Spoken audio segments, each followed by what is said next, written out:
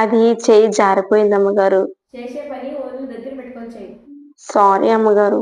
ఈ సారీకి ఏం తక్కువ లేదు. హుషారుగా పని చేసింటే ఇది జరగదు కదా. సరే సరే వెళ్ళు.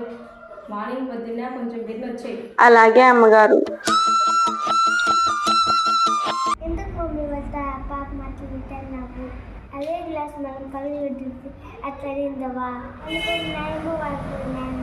ఎవరికి టైం వస్తుందో చెప్పలేము మమ్మీ. అనకూడదు. ఈ పొద్దు మనం వాళ్ళతో చిన్న చూపు చూస్తే రేపు పొద్దున మనకి యాదో ఒక రూపంలో అదే పొజిషన్ వస్తుంది మమ్మీ. ఎవరిని ఎప్పుడు బాధ పెట్టకూడదు మమ్మీ. ఇంత చిన్న వయసులో ఎంత గొప్ప ఆలోచన చేసిండాలా అని ఇంకెప్పుడు ఎవరిని బాధ పెట్టదు, సరేనా?